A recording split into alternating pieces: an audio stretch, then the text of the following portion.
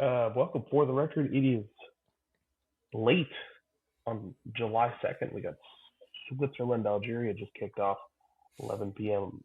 Eastern time for us, but we are a full 4 or 5 days now into the knockout rounds. It's Mhm. been, we'll get into some of the other sports stuff after, but I think we'll lead at least with the World Cup. Did you happen to catch most, if not the whole thing of the USA game? Yes, I caught all of the USA game last night. I had one thing on that after we go through most of the game because it happened towards the end of the game, right? But I'm going in here with no expectations, right?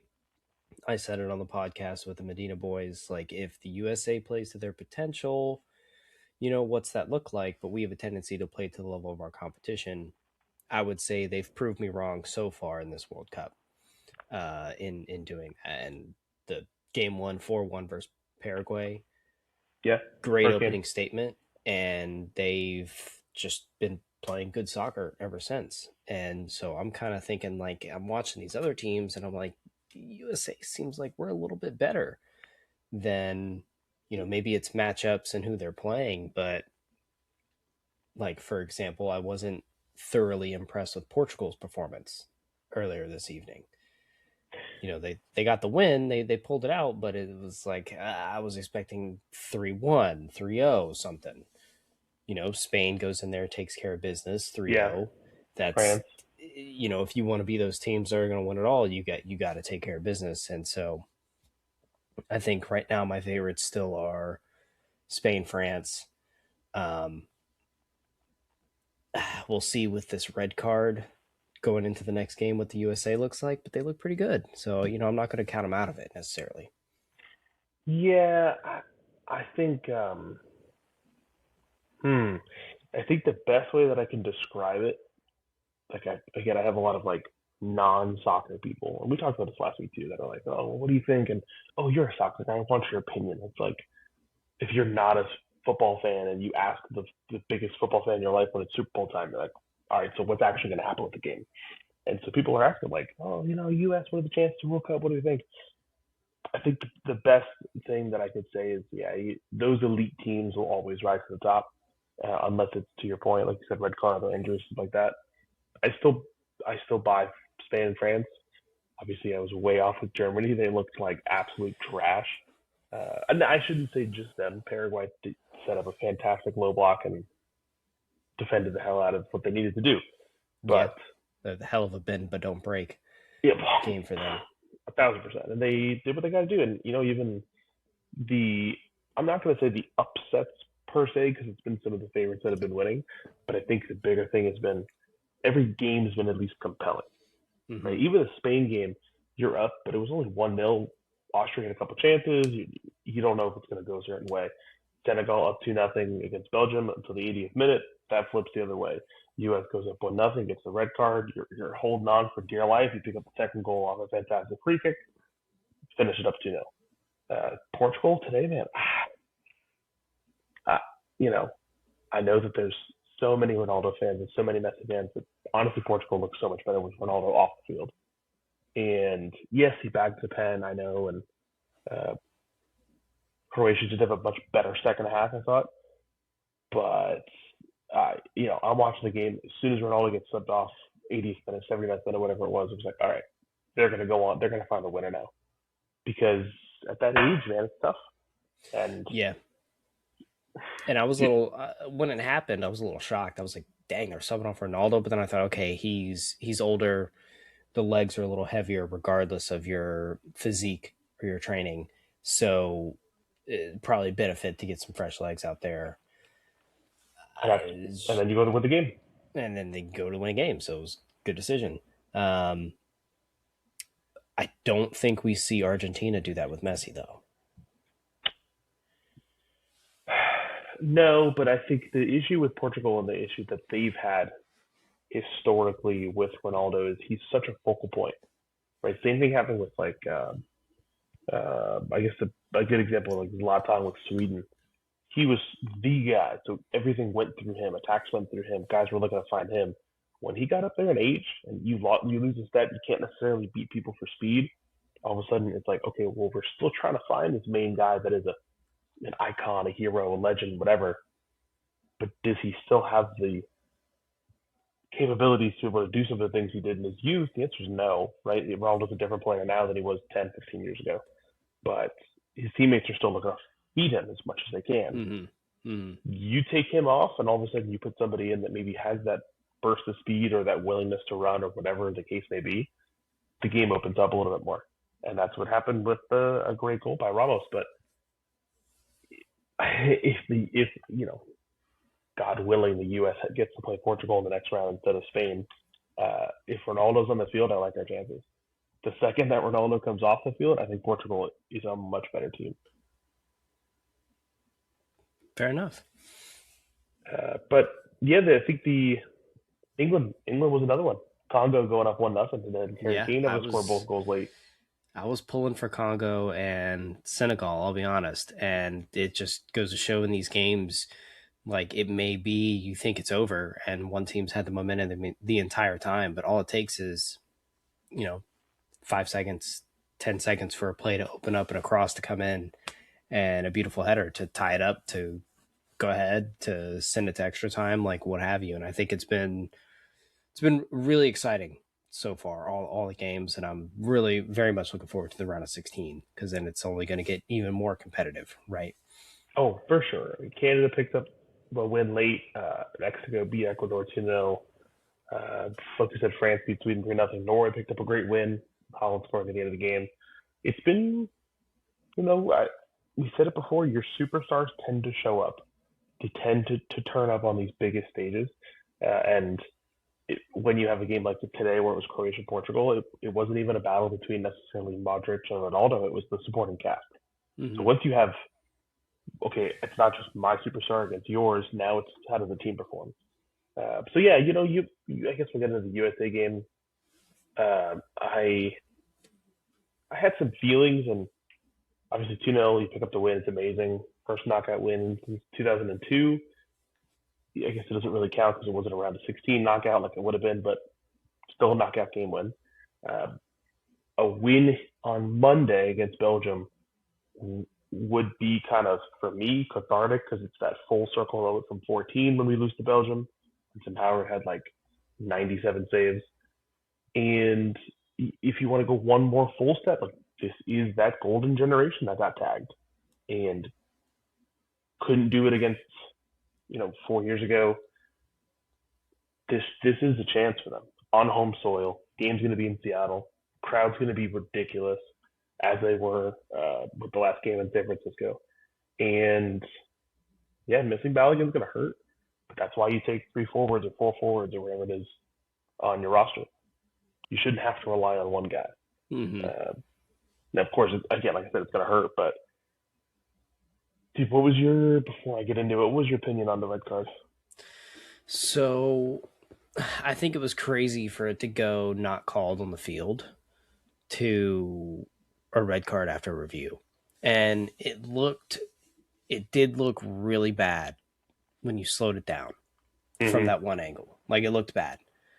But and you kind of can't throw your bias in there or whatever, but it didn't look malicious and intentful as, so to speak, a normal red card, I guess, would. Yeah, no, right? Fair. Like if it's the last man and you go in for a hard tackle, clearly not getting the ball, like obviously, like, see you later, you're gone.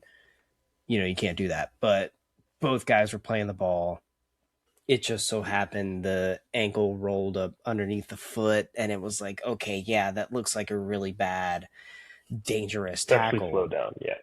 Slowed down, but that's kind of not really how it went. I think that's why it went uncalled. Also, just going to throw in my 2 cents here. If we stopped flopping and flailing at every single nick and bump of contact, maybe then that would have been called, because it would have been more serious contact, if that makes sense. Yeah, no, I mean, I think the referee had 2 very different halves. So that first half was kind of, you let everything go. It was MMA out there, WWE. Mm-hmm. And then all of a sudden, the second half, every single touch was getting called, because I think he had kind of lost control of the game a little bit. As far as the red card for me, if you want to go by the books, like, yeah, it's a red card. Like, if you want to go strictly off the definition, it doesn't need to have intent. It doesn't have to look bad Mm-hmm. in fast motion because they're watching it in slow mo. And what we can debate the merits on that if they should or not, but based off of what it's looking like right now, yeah, he caught him. He caught him with all of his studs, not even just like a couple on the back of his calf, raked it down to his Achilles under the back of his heel. Like, it was nasty. On the flip side, like, if the referee had done his job initially, if he had called that a foul, let's say, and given a yellow card, because per VAR, if there's no card given, it's either no card or red. You can't like video review and then give a yellow card. Mm-hmm. So if a yellow had already been given, then the decision would have been, okay, are we keeping the yellow or are we going to upgrade to a red? I think in that sense, it keeps it a yellow. But you watch that back and you say, you can't give no card. Yeah. Okay, I guess we have to. And it's unfortunate. It sucks, of course. Is there a better system? Probably.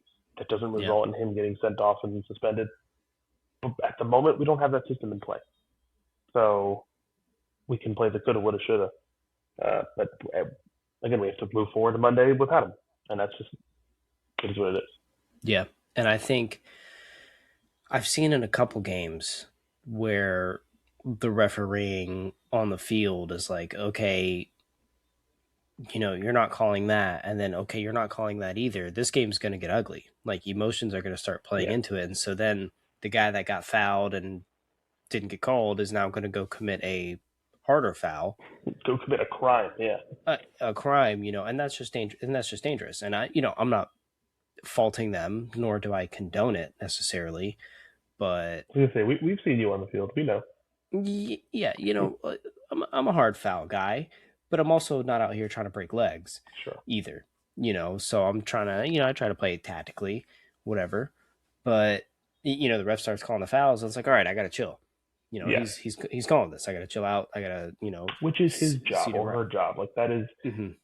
They're supposed to be able to toe that line, and when it crosses over, rein it back a little bit. I just don't think he did that in the first half. No. But as far as Belgium, I don't think I went in against Bosnia not thinking we could win. Again, we're the U.S. We don't have the best history with soccer. It wouldn't have surprised me if we had lost in pens or something.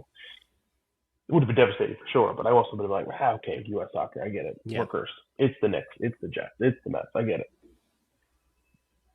But going into Belgium, if I had to put a number on it, I'd probably give us a 60% chance, honestly. They played 120 minutes. They're going to be gassed. They're already an aging team. They were that team. They were the golden generation team in 2014. These guys are well past their primes. It's starting to age out. For some of these guys, this might be the last tournament for them, last World Cup. And the hope is that as their peak is coming down, if we can hit at the right time, we should be a team that can potentially go toe to toe. To get into the deep side of soccer. The Netherlands come out, lose to Morocco, 1-1. They lost in pens, but they played such a defensive style. They were so afraid of making a mistake that they sat in, didn't do anything. If they had gone toe to toe with Morocco, they probably could have beat them. If we come out and we decide to play that closed door, sit back, almost a timid approach against Belgium, we're going to get beat. That's just not. We're too talented for that, honestly. But if we go at them, we say, hey, okay, we're going to match you with the intensity and the press and the energy. Game's there. Honestly, I really think it is. And I think, hopefully that's how they come out. Hopefully they don't, lose a striker to the suspension and kind of think, all right, let's sit back a little and pick our points. I think playing aggressive soccer and, hey, we're USA, but we're not that sit back and try to counterplay you anymore. I think we stand a chance. And I like, after watching Belgium play, yeah, sure, they came back late, and so we're going to have to play a full 90 minutes of soccer. Yeah. I like our chances against them. I wasn't really impressed with what they had going or what they were doing. Um, I think keep an eye on Lukaku, and we're good. Yeah, I mean, and then in two of their three group games as well, they didn't look particularly impressive. And their 1-5-1 win was against the lesser opponent. So it's like, you know, do Belgium have the quality to come out and play? Absolutely, it's there. Do they still have the legs and the intensity and something to make it happen? We'll have to see. I do think that if we, God willing, we make it past Belgium, Turner's probably over there, probably, assuming it's going to be Spain. Uh, but it's so funny because it's like the college football playoff. It's like March Madness. We don't have to win the tournament for it to be a success. And like, I need some American fans to know that because when we inevitably do lose in this tournament, I don't want it to be, oh God, it's the end of the world. Mm-hmm. You had, and I think the number came out today, there were 25 million people tuned into the USA game last night. It's amazing. Soccer, like, and I know for the World Cup that number pales, but this is a sport that most people in this country consider to be fifth at best Yeah. as far as like sports and leagues in this country. And then the Olympics turns on and the World Cup turns on. Like, oh yeah, sure, I'll watch soccer. But realistically, like this sport should be above love hockey. It should be above hockey. Love baseball should probably be above baseball as far as just like the people that are playing, the global aspect to it. Obviously, I think football will always reign king in this country. Basketball up there as well, but this is a sport that everybody has connections to, especially being able to root on your country. But this is 10 times more exciting than the World Baseball Classic, when Yeah. also it's country versus country. Um, I do think that obviously the hockey for the Olympics is up there. Olympic basketball up there for sure. That's amazing. But the global aspect of there are 48 countries that are competing in this. It's not what Olympic hockey was, what, 8 teams, 12 teams. So you get a Congo versus England game. You get a Senegal pushing Belgium to the brink. That for me trumps it. Obviously, soccer bias, I know. But any other World Cup notes? Against we're at 27th minute. Switzerland's up 1-0 right now in Algeria. Uh, Another slate of games tomorrow, and then two more days. I think of the round of 32, and then round of 16 starts Sunday. I want to say I maybe I'm off. Maybe I'm on think, Friday. yeah, I know US plays Monday, so that would make sense. Yeah. Any other last notes you No, got? no other World Cup notes. No, round of 16 starts Saturday. That's right. Okay, so only one more day of 32. Um, yeah. So I would say that's probably the end of the soccer stuff. It's been great. There's been really competitive games, great storylines every day. Cape Verde plays tomorrow, and it's like they're a great story, regardless of what happens against Argentina. That should still get celebrated. Of hey, the underdog and the minnow still got to take care of business where they could and make it to the big stage. And like to an extent, like that's kind of like the American story, right? Somewhere you probably shouldn't even belong in, and you just Mm-hmm. fight and scrap and figure it out, and then all of a sudden you're up against the big dog. And I'll just say this, and I don't think it'll happen. 0.1% chance. If they even push Argentina to like 0-0 at halftime, just like a goalless first half, the world's gonna explode. I want to see Eh, them come out and score. If they score first, Yeah, come out and score first. They might go down 2-1, 3-1, but that would be, at least from oh where I think this team's at, like pinnacle. Like, oh, we scored the first half versus Messi in Argentina, like God, that. imagine telling your kids, imagine telling your grandkids that. Yeah. What a story. Um, but yeah, that's kind of where I'm at for the World Cup. There's been so much basketball news. Oh man. And I know it's because free agency started. I think today was day 2 or day 3. think today's day 3, and the official like league season doesn't even start until I think the 6th. That's when contracts will actually get signed. This is just preempted. But is there anything before we kind of get into like the deals? I'll say, is there any? Give me your like top 2 or top 3. What's kind of stuck out to you? So where's LeBron James going to end up? Where I, what I I have a funny feeling I know, and I think you'll be happy about it. I think I'm hoping I'll be happy about it too because I saw a few options and I was like, well, he's already been to 2 out of those 3 places, so what's looking good? And there's something else going on in the background of that one. Uh, Jaylen Brown. What does that do to the East, specifically your Knicks? And the others, I guess, to me, didn't really carry much weight. Like, I mean, they might, but like Ja Morant to the Trailblazers, I don't think Mm-hmm. that does anything super crazy for the West.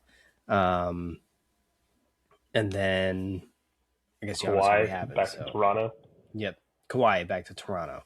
Um, again, I don't think that and does then we anything. kind of touched on Giannis to Miami. Yeah, I don't think that does anything crazy to the East. Maybe makes a couple of those matchups, Philly, Miami, and Toronto. Maybe it makes a couple of those interesting, but I still think for me, the East kind of stays where it's at. Maybe the Celtics down a little bit, but wanted to get your opinion because you got the East over there with the Knicks. I mean, we got the whole league right now. That's all I'm saying right now. I think it's funny. Kylie's reading through it. It had reached her timeline, funny enough, and she's like, "Wow, like the Knicks win something at 53 years, and all of a sudden the whole league needs to catch up." Like, oh no, we can't let them win it again. Yeah. And it kind of feels like that. It kind of feels like there's a race essentially to try to gobble up these either free agents or big trades to like bolster your team to have to compete now. And first and foremost, Knicks lose Mitchell Robinson, which hurts, but also doesn't, kind of in both. Obviously, his probably, at least by the numbers, one of the best offensive rebounders of all time. Literally, the rebound was how he secured the game when he got the rebound over Wemby. And at the same time, the worst free throw shooter of all time. So you take the good and the bad. Would I rather have him with us? Of course. Could we afford 3 years at 15 million per? No shot. He was either going to be that or re-sign our whole bench, and he chose the bench. Right? We got Shamet back. You keep Deuce McBride. You got Alvarado. I understand the decision that was made. Him going to Boston feels maybe it shouldn't in this age of like go anywhere, but it Mm-hmm. does feel a little backstabby, just a hair. Like you could have gone anywhere, and you chose there. But who knows? Maybe they're the only one to give him to get offered that. I don't know. The rest of the East feels interesting, especially, and I don't know if you will, like if LeBron comes over to the East. I'm not saying that he's still like a top 5 player in the league, but he's going to choose a team that's going to compete. Like he's not going to go somewhere to lose. Mm-hmm. He's going to go somewhere that's going to, oh no, we're pushing all our chips in for 1 year, maybe 2 years max. Like if you want to go buy them, the issue I have with the trades, and this is kind of like NBA and NFL, if you make a trade for a superstar, historically you're giving up a ton, whether it's players, picks, pick swaps, whatever it is. You're normally trading in a huge pile of chips to get one good piece, maybe a second piece with it. Like you look at Miami right now, I don't think Miami's a better team than they were with the amount they had to give up. Because now all of a sudden you're adding a whatever Giannis is making $62 million contract. That's now less flexibility for you to go and add other pieces. Mm-hmm. Um, Toronto, same thing. Toronto, you gain Kawhi, who was a top 7 to 10 player last year. Of course, that's a great pickup. You lose Brandon Ingram, who was their number one. So now you have to rely on, if you're not going with Kawhi, you got to rely on Emmanuel Quickly, RJ Barrett, who the Knicks were okay trading away. Mm-hmm. Like I don't know, man. The only one I think that really gets me interested as a neutral would be Jaylen Brown going to Philly, because the only thing you really gave up, you gave up Paul George, which people were calling the worst contract right now in the NBA. Plus some picks, obviously, but they were going to have to give up a pick to get off of the Paul George deal. Mm-hmm. So you take him plus the pick you're going to have to give up, throw in one more first round pick, and you get Jaylen Brown. Like, that's a steal. Now that roster looks like you got Joel Embiid, assuming he can stay healthy, which he never can, but while he's healthy, he'll be good. You get Jaylen Brown, who was on pace for a top 3 MVP season last I year. mean, yeah, carried the Celtics to the number 2 seed without Tatum. VJ Edgecombe, who was lights out last year and is only going to get better as time goes on and adding more in his game.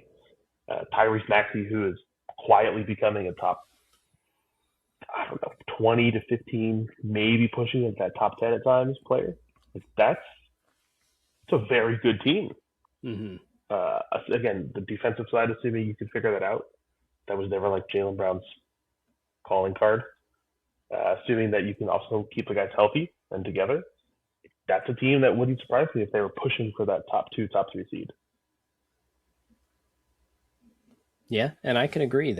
I thought Jaylen Brown was like, okay, all of a sudden, what is that Knicks, Phillies, or Sixers playoff battle look like?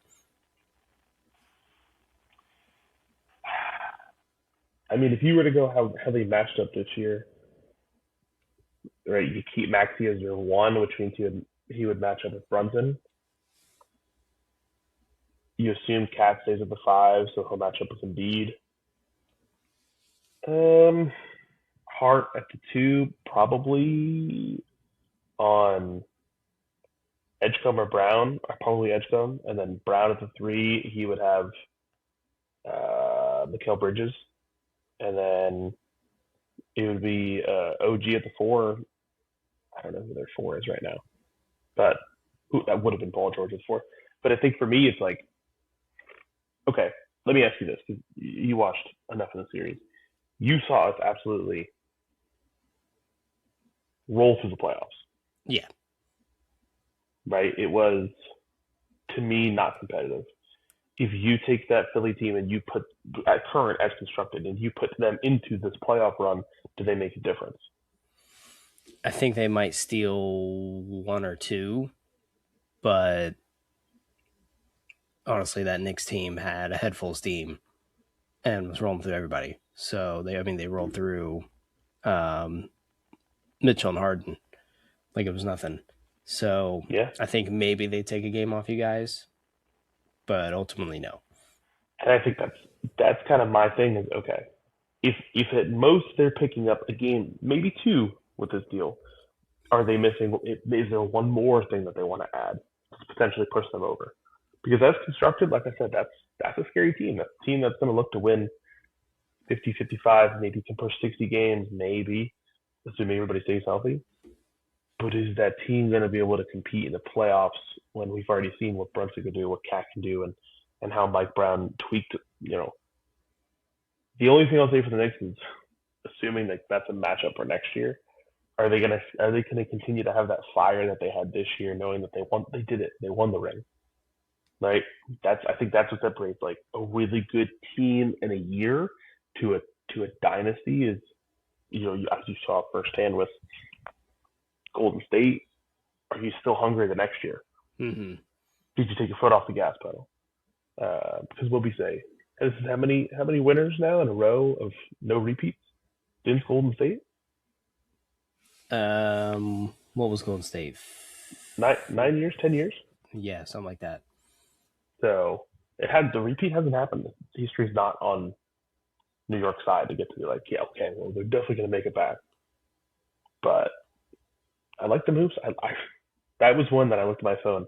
I probably read it 3 or 4 times and be like, did I miss something? Are you sure you're not trading Maxey? Are you sure you're not trading Edgecombe? Like, you're only giving up Paul George? Okay, and I'll ask this in on the flip side. What do you think that means for Boston for this upcoming season?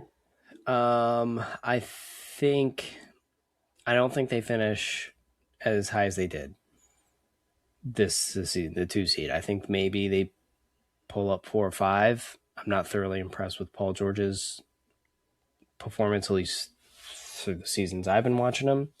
Always that team that's competing, sure, getting to the playoffs, but then sort of fizzling out. So I don't think that changes them at all. So Yeah, not for the better, at least. yeah, I agree with that. I think they took a step back with this trade. Yes.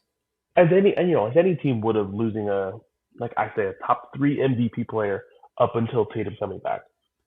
Like Jaylen Brown would have been a top player on any team in the league. He would have been, I think he would have finished top three in MVP voting. He dragged that Boston team to as high as they finished the regular season. And it just didn't work playoff time. But that's a pickup. That's a fantastic pickup for them. Um, Trying to think. I know we talked about LeBron leaving. The Lakers adding Walker Kessler. The Lakers, I don't know what they're doing. It seems like they're truly just saying, "Hey, we're just going to build around a couple white guys and like see what happens." But they're an interesting one. And then obviously the draft happened, right? Yeah. So if Demancey getting drafted, Boozer getting drafted, like which one of those guys could make potential impacts year one, year two? Uh, and then I would say the only one that's really slid under the radar is Halliburton coming back healthy, playing for Indiana. That was a team that was in the finals when that team was healthy. Yep. What do they look like now? Potentially 2 years later, uh, are they going to immediately like click and return and be like, okay, now we're back to being a top three, top four team in the East, or is it going to be okay? We just got to get it. We just got to be a 7 seed. Can we be a 6 seed and skip the play-in? But we're all something like that. And we'll see. It's gonna be should be it's shaking up to be at least one of the better seasons. Specifically, I'll say for the East. It's going to be really competitive, I think. Yeah. No, I think the East is going to be super competitive. And then I think, also hinging on where LeBron goes, if you want to touch on that now. I was thinking, what do you think it does? The 3 teams I saw, Warriors, Cavs, Heat. What do you think that does respectively for those teams if LeBron ends up there? We'll go the order that you have. I think for Golden State, that feels like every Golden State slash LeBron's fans like dream. Oh my God, I can't wait till God, when he plays with Curry on the Olympic team. Dude, they look so good. Oh my gosh, I can only imagine. And now you're telling me that potentially, of course, it hasn't happened yet, that you're going to get that for a full season, maybe two. Now, again, this isn't the 25-year-old LeBron and 25-year-old Curry. Like they're not going to turn around and light up the league together. But are they a team that, as leaders, as veterans, you're still gonna, Golden State? I know they have a couple of young pieces around them. Could you turn that into a playoff team? Could you turn that into, you know, one more run to try to say, hey, look, guys, we did it? I don't know. I think that ship has sailed. When you're looking at the other options, that feels like the one that's probably past its prime. In my opinion, and I would agree with that. I think that would be a last hurrah bucket list sort Last Dance of 2.0. Yeah, exactly. Play with Curry and Draymond's crazy ass for a season or two. See what that's like. I think they make the playoffs. I want to say fairly easily. What they do in the playoffs, yeah, I don't know. They've got the wisdom of the old heads, I guess, if you want to call it, to be able to win some of those series. But do they have the legs? Do they have the supporting cast with, those high value names on there? I don't think so. So I can see them making the playoffs, maybe round 2. Conference finals would be crazy, I think. It'd be a long shot, but that'd be a hell of a season. Right, like even you have LeBron on that team. Does that team beat San Antonio right now? No, I don't Does think that so. I don't team think beat they beat Oklahoma San City? Antonio. I don't think they beat the Thunder. I think 6 games, both teams Yeah. So I would tops. agree. I think that's probably their cap. I think for me again that seems like just a guy who just wants to go potentially just play with his pal and be like, let's just Hmm. go have some fun and make some money together. Hey, we're two Um, legends. We're two Hall of Famers. yeah, Let's get together and ball a little bit. and I will say this: if that does happen, there will be one game, at least one game next year, where it's going to be like Curry had 30, LeBron had 30, and they're going to be like, oh my god, the duo, this is amazing. Like ESPN's Hmm. going to run that for a week. But to your point, I don't think the longevity is there. Number two, you said Cavs. Cavs team made the Eastern Conference Finals. Whether they should have or not, we're not to debate that. Made the Eastern Conference Finals with a partnership of James Harden, Donovan Mitchell. Really more Donovan Mitchell. And let's say you don't have to get rid of either of those two to get LeBron. Your I bench is going to think, be dog, but you well, keep yeah. Mitchell and Harden. I think for me, and we talked about this before the Cavs series, I think the Cavs starting five is pretty legit. With keeping Jared Allen, Evan Mobley, plus Harden, plus Mitchell. If you add a LeBron to that, and that becomes the five, hypothetically, that seems like a pretty good lineup to me. Because then you have multiple guys that can carry the ball. I don't love James Harden defensive or really offensive at this point in his career, but that to me gives Mitchell not having to bear the load so much. He doesn't have to come out and score 45 points a night because if LeBron can chip in 25 and 5 on a consistent basis, all of a sudden that team's like, oh wow, we're scoring 125 points a game and Donovan Mitchell doesn't have to score 50.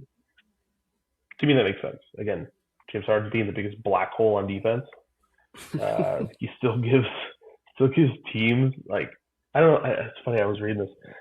I think it was the Illinois. Yeah, it was Illinois. There was the University of Illinois team. One of their coaches or somebody on their coaching staff uh, when they were going over defenses on how to like teach the kids on the team who to attack, like who's the weakest defender. They would nickname them beards. So that you could literally go back to Illinois games and you can hear coaches calling out, "He's the beard." Yeah, and they asked him, they're like, "Oh, well, it was James Harden. His defense." Yeah, easy. Um, so I think the Cavs thing again, it's coming home 2.0. Can that team compete in the East as we've heard of these other deals? I don't know. I do think that team probably has a longer runway than Golden State. They probably have at least a window of maybe 3 years still that they can try to figure it out. Like Mobley is still young. Um, Donovan Mitchell is still, you know, late 20s, early 30s. Like there is still some time there for that to work. Do I think it'll work this year? No shot. Last one, Miami. I don't get the Miami project right now. And let me just pull that up because I want to see it. Um, Miami's cooking up something sinister. yeah, something sinister. So here's your Miami train. So Giannis and Bobby Portis are heading to Miami. Leaving Miami, you get second round pick swap, two first round picks, and this year's first round pick, which is number 13, plus Tyler Hero, Khalil Ware, Jaime Hawkins Jr., and Kasparis Yakisionis. Again, so it's 4 players for two plus a whole bunch of picks. If you want to go through um, the Miami stats from last year, let me see. I want to see the what you're giving up here.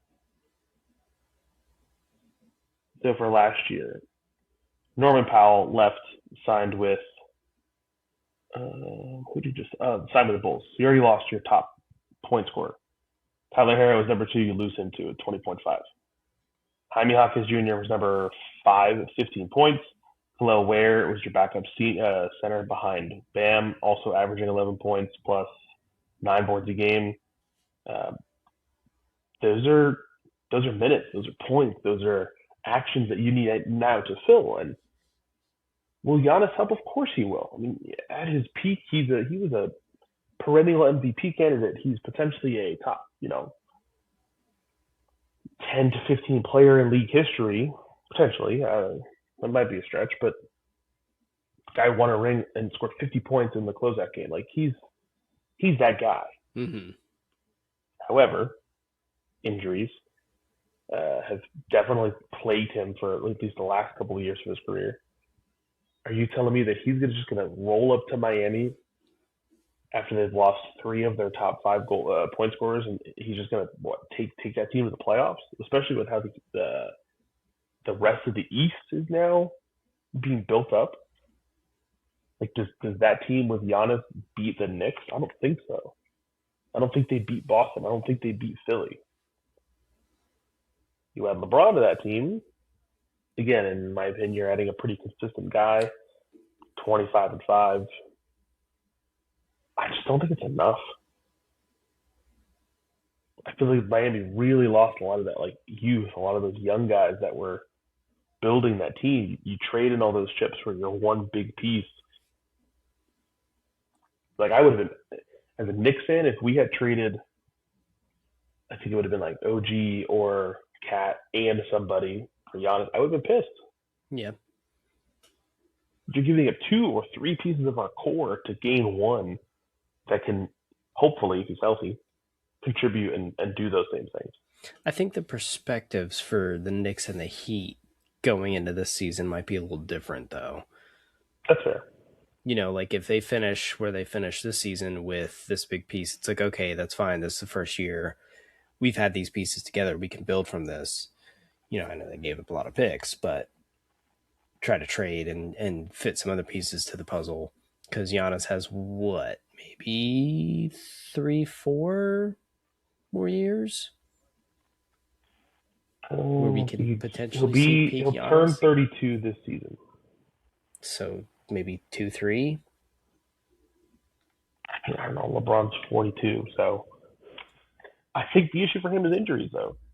Like if he was healthy and he was playing elite level for 55, 60, 65, 70 games a season, all of a sudden you're like, okay, this is a great deal. You get somebody who's just going to roll in, be super consistent, and I don't think that's going to happen that way. Again, if you want to go over his past couple of seasons, also, to your point, I definitely thought he was older. I can't believe he's only 31. I wonder how much of these injuries, though, were like, trade me. What kind of politics were going into that? I mean,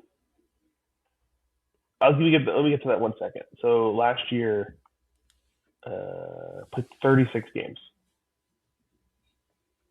Before that, so again, we'll throw that one out the window. From 2019 through last year, so I got 1, 2, 3, 4, 5, 6 years.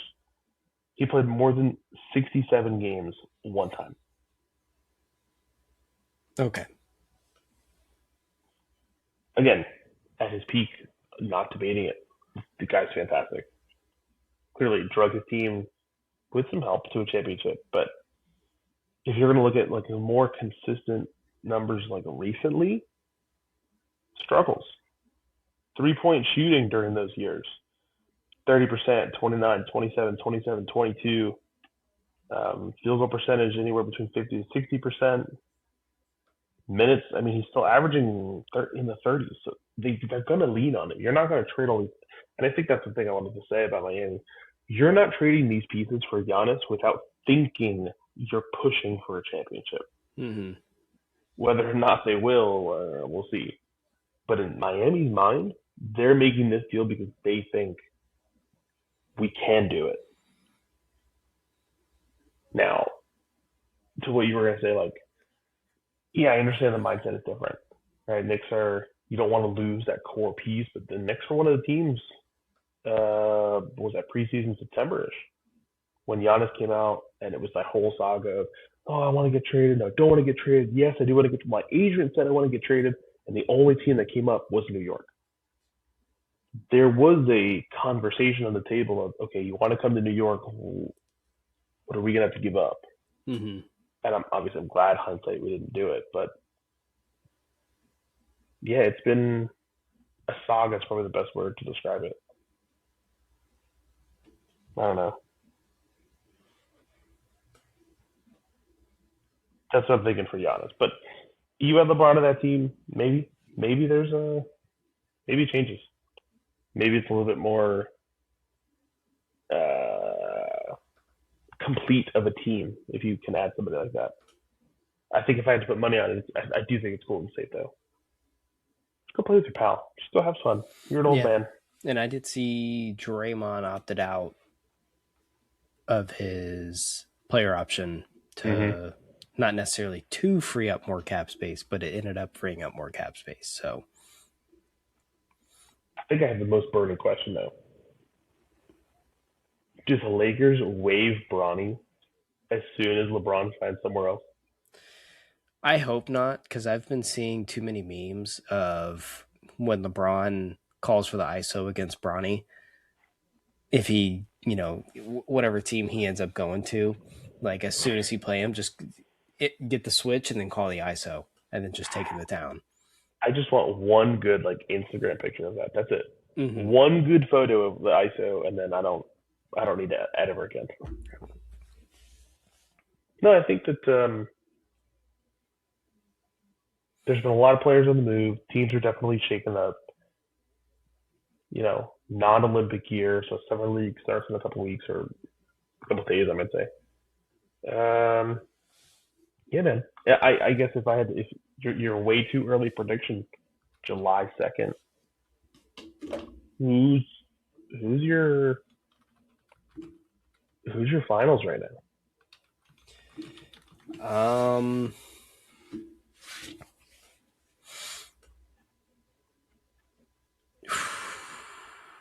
Tough. I I know. wanna I know. I wanna see the Knicks do the back to back thing. So Okay, Knicks so out of New the York East. versus who? Knicks out of the East. Okay. Out of the West.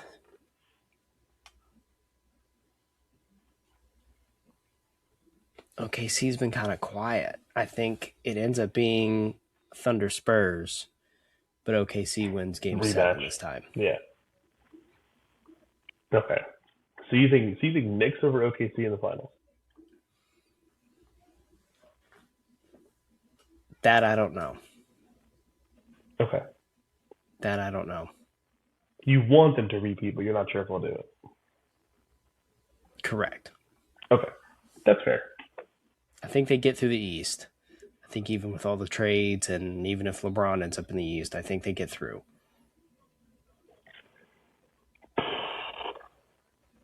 I need your pick though. I need your finals pick. So we can definitely come back to this in 8 months. All right. OKC in 7. Okay. I think again, over the moon for the Knicks. That New York brain is still eating me alive. There's no shot that Knicks repeat. There's no way. If I had to like go full season preview, I could see us being the 2-3 seed. You win your first round, you blow through your second round, conference finals. Depending on what the other team looks like I could see it for us. You have the experience as long as you got that fire. I could see us making it back to the finals. I think I think it's going to be between us and Philly in the East. Okay. I still don't trust Detroit, even though I know they have another year. I don't trust Cleveland yet. Don't trust Giannis in Miami yet. Boston, like I said, took a step backwards, which was weird. I don't think Toronto's ready yet. Those are all these teams I think that'll be in the mix. But if I was going to bet on it, sure, I'll take the Knicks. I'll take the Knicks over Philly in probably 6 or 7 games in the Eastern Conference. West, I agree. I think it's Thunder Spurs. The only thing that could be interesting would be Minnesota. Okay. You lose Julius Randle, which is fine, but I think that adding LaMelo to Ants roster, add another playmaker, another ball handler, somebody else that they can't just double team you, that's either going to be like the most fun, exciting roster. They're going to be on highlights every morning in Sports Center, or that team is going to crash and burn. Like one of those two. They're either going to be literal fistfights on their bench, or they're both going to be scoring 30 points a game. And I hope they fall out. That would be incredibly fun to watch for that roster. With that being said, I think that they could catch one of the Spurs or Thunder and get in the Western Conference Finals. Okay. Wouldn't surprise me if that happened. So I will put them in over. I'll put them in over the Spurs. I think the Spurs got a little found out. I think Wemby got a little pushed around on the national stage. So I'm gonna say, and if I know there's one person in the NBA that would love to get in his head, it would be Ant. So I'm gonna go San Antonio, Minnesota in the Western Conference Finals. I do think Oklahoma City, Minnesota. I think OKC comes out. I'm gonna say Thunder over the next 6 games. I'll say. Okay. I just don't think that we have the thing. You did it. You did the big one. Like nobody can take that away from you. Now, I will put the biggest asterisk on this, and I will include this in the video. If the Knicks come out and end up like having one of those OKC or Golden State streaks where it's like, oh well, the Knicks are like 22-1 to start the season. Oh my God, the Knicks won 30 of their last 45 games to wrap up the regular season. Okay, well maybe I jumped the gun. We'll maybe this team is legit. I don't want to take that away from them, but yeah, it's going to be interesting. The city is still kind of celebrating, and I know that obviously the World Cup is going on, but I'm still watching people that are like, man, I'm still watching highlights. Like I can't get over it, Jalen Brunson, and build him a statue, and it's a really cool thing. Trying to think what else, man. Hockey free agency. I don't know. The Rangers suck this year. I have not watched a second of it. And football, I think they're in OTAs right now. Football, this is the last month without football. July. Week 0 college football, August 29th. Coming up. So, one more month, my football fans. Pretty much 2. Yeah, I went to 2. It starts in August. 2 Jags games. I got to pick one this year. I got to pick a game to go to. We'll see. But I'll see if they play. Oh, they play Bucks in preseason. No Jets coming to town this year. Steelers, no thank you. Commanders, no thank you. We'll have to look at that. Yeah, it's honestly it's been such a sports month or so, dominated by like basketball and then soccer. Like haven't the Mets are in last place. Mets are a train wreck on top of another train wreck this year. And thankfully I haven't thought about it for a second. But like I don't even how are the Reds doing? I haven't even looked. How are the Rays doing? Let me look here because the Rays are top of the East, 4 games ahead of the Yankees. Yeah, the Rays are Reds top of the East. Dang. Reds bottom of Central. Cool. Okay, I'm glad we're on the same page. Yeah, we're 4 games ahead of you though. That's right. I think we're like 16 games under 500, 17, something like that. Yeah, 15 under 500. Oh, we're 6. Yeah, coach got fired. It hurts my soul. But again, I haven't had to think about it, which is like the beauty of this whole. Part of me is like, can we continue the World Cup for like another month? Yes, please. Just World Cup straight into football season, and just end baseball season. Like we're good. Dodgers are going to win the whole thing. We're good. It's fine. We'll do we'll do a full football preview as we get closer. Got some time, but I think to finish, I want give me your World Cup predictions and give me your USA prediction, I suppose. Okay. Let me pull up the bracket so I could get an accurate thing here. While you're looking at that, I'll go. I think it's going to be. I think Argentina makes the final on one side. I think France makes it on the other. I do think France versus Argentina rematch. I think France beats them this time. Mbappe scores two in the final. I think Messi does get one, but I think that France wins 2-1. I think USA beats Belgium. I think it's a tight game, but I think it'll be like a Belgium scores first, USA equalize early first or second half, and then I think USA push late second half winner. Country goes bananas, and then I do think that we fall to Spain, which is fine. And I don't think the game against Spain is going to be particularly close. Okay. I think they're going to have 75% of the ball, score when they want to. We lose 2-0, and we go home. But that's what I'm thinking. I'm looking at the brackets here. I think Morocco actually stands a chance to beat Canada. France over Paraguay. I think and hope we beat Belgium. I think Spain takes care of Portugal. Brazil, Norway. I kind of want Norway to win that one. Good game. That's going to be a great game. Mexico, England, also going to be a great game. I have a Mexico stat for you. Okay. Here's my Mexico stat.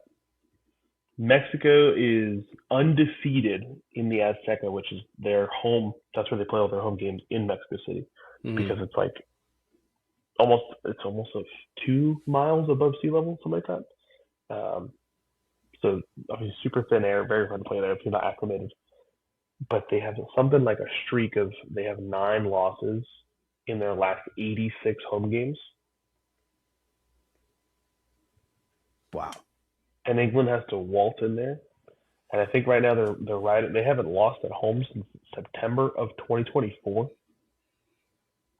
So England's good. Don't get me wrong. And I don't think Mexico on paper is a better team than England. But once you start to add some of these other factors in, it makes it a little different. That's gonna be a good game. Gonna be a good game. I don't know who wins that one. I don't have a horse in the race. Don't care who wins that one. I could see it going either way. I could see that one going either way. But looking at, the Switch Algeria game going on right now, I think Colombia beats Ghana. I do think Argentina comes out of those matchups there. And we'll face Brazil, Norway, Mexico, England. I don't know. I can see any of those teams taking out Argentina. So coming out of there, it's a toss-up for me. I think if USA beats Belgium, they lose the next round, as you were alluding to earlier. I think France comes out, don't want to say easily, but I think they might be able to take care of business for Spain. So you're looking at France, Argentina, potentially France, like England or Norway would be my votes. I think France has looked probably the best in this tournament, so I'm going to pull France. Fair. That's hard to disagree with. Also of note, as the Americans have played every home game so far, Mexico has played a home game every game so far. Canada didn't in this last game because they finished second in their group. They had to come to the States to play in LA. But they also would have had a home game every game so far. After this game against England for Mexico then, if assuming they win, their next game would be in Atlanta. You lose that home allure. You lose all that backing of your home fan. So if this is the high that they're riding of, oh my gosh, it's our stadium and we're used to this and we're sleeping in our own beds or whatever the hometown kind of cooking might be, that goes away. Assuming that is a Brazil or Norway, that's going to be tough for them. I do think that they could beat England in this game. Honestly, I might be picking them anyways.